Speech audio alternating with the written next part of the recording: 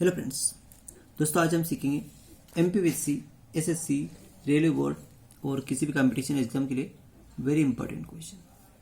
दोस्तों अभी तक चैनल सब्सक्राइब नहीं किया है तो पहले सब्सक्राइब कर लें ताकि नेक्स्ट वीडियो नोटिफिकेशन सबसे पहले आपको मिलेगी। तो ये दोस्तों देखिए, 2 अंकों की संख्या के अंकों का योग 9 है। अंकों का योग कितना है? इस संख्या में से 63 घटाने पर अंक पलट जाते हैं। अंक क्या होते हैं? पलट जाते हैं। तो संख्या ज्ञात कीजिए। दोस्तों ऐसे सवाल जहां पे भी आए उन सवालों को हम सिर्फ ऑप्शन से हल करेंगे। कैसे हल करेंगे? सिर्फ ऑप्शन से। देखिए ऑप्शन से उत्तर दे। पहले 36 है तो ये 36, तो 36 में अंकों का योग 3 + 6 = 9 हो गए। ये तो सही आ रहा है। क्या 36 में से अगर 63 घटाएं तो अंक पलटते क्या? 6 में से 3 गया, यानी बड़ी संख्या ये है, तो 13 में 6 गया तो 7 और 5 में 3 गया तो 2, यानी अंक पलटा नहीं है लेकिन अंक माइनस में आ गया, इसलिए ऑप्शन तो इसका सही नहीं है। दूसरा देखिए, इसी तरह 54 का देखिए कि 5 + 4 बराबर कितना होता है? 9 तो हो गया, लेकिन 54 में से अगर अपन 63 घटाएंगे तो ये भी उत्तर माइनस में आएगा।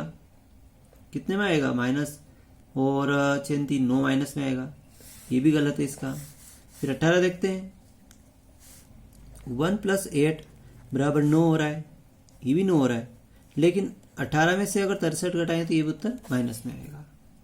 81 को देखते हैं, देखो कि 8 + 1 = 9 हो रहा है, और 81 में से अगर 63 घटाते हैं तो 11 में से 3 गए तो 8 और 7 में 6 गया तो 1, यानी इसका अंक जरूर पलट गया। अंक कितना आ गया? इसका उत्तर 18 आ गया। तो ये इकाई वाला अंक दहाई पे आ गया और दहाई वाला अंक इकाई पे आ गया, यानी इसका अंक पलट गया। तो इसकी शर्त पूरी मंजूर हो रही है, जो इसने कहा वो शर्त पूरी लागू हो रही है, इसलिए ऑप्शन इसका पूरा सही है। डी ऑप्शन पूरा राइट वाला। तो इस तरह से अपने ऑप्शन से इस उत्तर को जा सकते हैं। और भी बड़ी गहरी विधि है, लेकिन विधि अपने को जानने की जरूरत नहीं है। कंपटीशन एग्जाम में केवल अपने को आंसर से काम है, वहां अपने को टिक मार्किंग करना है, वहां कोई थ्योरी उसमें लिखने की आवश्यकता नहीं है। अगला देखिए, एक परीक्षा में 36 व्यक्ति हिंदी बोलते हैं, है ना। 36 परीक्षा गलत शब्द, एक किसी गांव, है ना, किसी गांव या शहर में या किसी कंपनी में 36 व्यक्ति हिंदी बोलते हैं, 47% अंग्रेजी बोलते हैं और 22% व्यक्ति दोनों भाषा बोलते हैं। तो कितने प्रतिशत व्यक्ति कोई भाषा नहीं बोलते? ऐसा सवाल आए तो क्या करेंगे? बिल्कुल शॉर्टकट ट्रिक। देखिए दोस्तों, ये गोला बनाया, ठीक है, ये हिंदी का, है ना।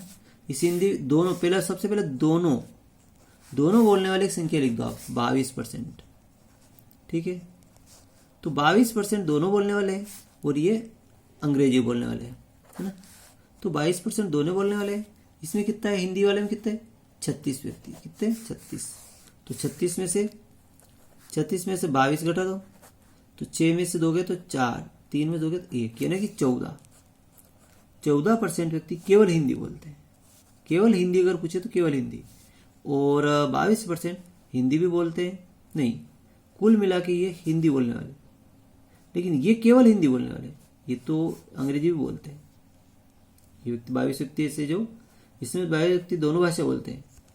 तो अगला देखिए, अंग्रेजी देखिए, अंग्रेजी तो 47,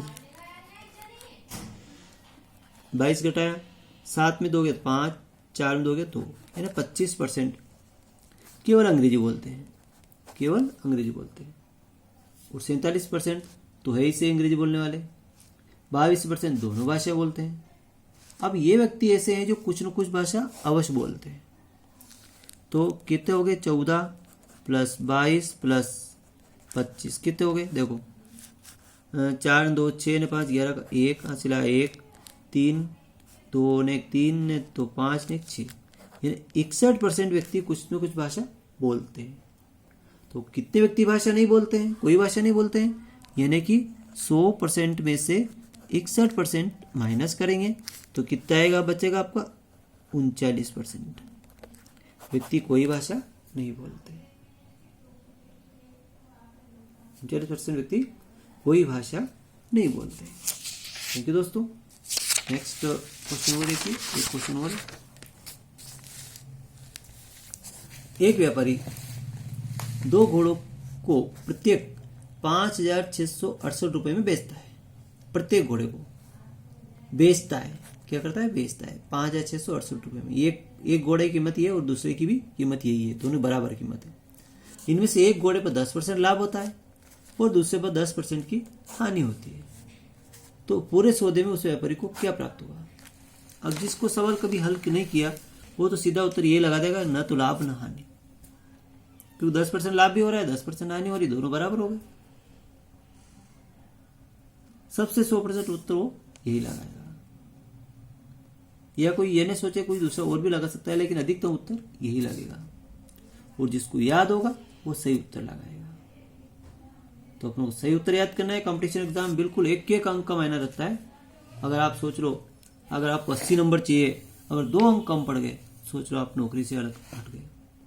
अगर 2 नंबर और हो जाते हैं तो 80, अगर हो जाते तो आप उसके लिए क्वालिफाई हो जाते हैं, है ना।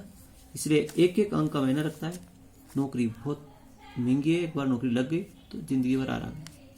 तो ये दोस्तों कैसे करते हैं इस सवाल को, देखिए।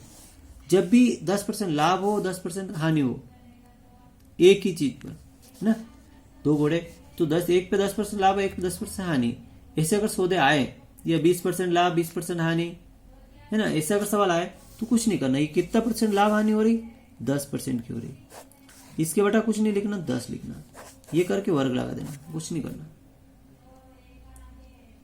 और दोनों स्थिति में केवल हानि होती है। क्या होती है दोस्तों, हानि होती है। अब हानि के 2 ऑप्शन आ रहे हैं, एक तो 1% हानि और 0.1% हानि। कितनी होगी देखिए दोस्तों, तो 10 का वर्ग कितना होगा, 100, और 10 का वर्ग भी 100, 100 करके बराबर 1% की हानि हो रही है। 1% की उसको हानि हो रही है। कौन सा ऑप्शन राइट हो गया, सी ऑप्शन अपना राइट हो गया। ठीक है दोस्तों, अगला देखिए। एक समबाहु त्रिभुज का क्षेत्रफल 4√3 वर्ग सेंटीमीटर है। प्रत्येक भुजा की लंबाई क्या होगी। तो दोस्तों समबाहु त्रिभुज है, त्रिभुज कौन सा है, समबाहु। तो समबाहु त्रिभुज का क्षेत्रफल क्या होगा दोस्तों, याद होना चाहिए, √3/4a², ये सूत्र होता है। और उसने क्षेत्रफल कितना दे रखा, 4√3 दे रखा, 4√3 दे रखा, 4√3 दे रखा। अब दोस्तों ये ध्यान होना चाहिए आपको, एक सेकंड में अगर जिसको याद हो तो सेकंड में √3 इधर भी है, √3 इधर भी है, √3 से √3 कट गया, 4 बटे में है तो बटा वाली संख्या कहाँ जाएगी, 4 बटे वाली संख्या गुणा में, तो 4 चौक 16, और a वर्ग बराबर 16, तो a बराबर क्या होगा, 4, क्योंकि अगर इसको a निकालेंगे तो इसका वर्ग हट जाएगा। 16 का वर्गमूल कितना आएगा, 4 सेंटीमीटर। कौन सा ऑप्शन राइट हो गया, बी ऑप्शन अपना राइट हो गया। अगला देखिए, एक समबाहु त्रिभुज का प्रत्येक भुजा 2√3 सेंटीमीटर, इसकी ऊंचाई कितनी होगी। अब समबाहु त्रिभुज कौन सा है, समबाहु, ऐसी स्थिति में अपन क्या करेंगे, ये समबाहु त्रिभुज है, इसकी ये भी भुजा, ये भुजा और ये भुजा, तीनों भुजा आपस में बराबर है। ये वाली भुजा 2√3, ये भी 2√3 और ये भी 2√3 है। ये कह रहा है ऊंचाई कितनी, ये वाली भुजा अपने को ज्ञात करनी है, ये ऊंचाई कितनी है। तो ऊंचाई निकालने के लिए आप लोग यहाँ पर क्या करना पड़ेगा, ये 90 अंश का कोण बन रहा, कितना अंश का कोण बन रहा, 90 अंश का बन रहा। दोस्तों यहाँ से यहाँ तक की कितनी है, 2√3 है, तो अपनों को बीच में आधा, अपनों को इस त्रिभुज से काम है, अभी ये वाली त्रिभुज से एक समकोण त्रिभुज बन गया और ये इसका कर्ण हो गया। तो इस त्रिभुज से अपनों को काम है, जब इस त्रिभुज से काम ले रहे हैं तो इसमें ये तो इसका कर्ण हो गया, और आधार कितना होना चाहिए, 2√3, तो इसका आधा कर लें, यहाँ से पूरा है तो इसमें आधा आ रहा, तो इसमें 2 का भाग लगा दें, तो 2 से 2 कट गया बराबर √3, तो यहाँ पे कितना आएगा, केवल √3 आएगा। अब इसका वर्ग ये करने, लंब, इसको क्या बोलते हैं पाइथागोरस में, लंब का स्क्वायर बराबर कर्ण का स्क्वायर। कर्ण कितना है, देखो 2√3 का स्क्वायर माइनस आधार कितना है, √3 का स्क्वायर।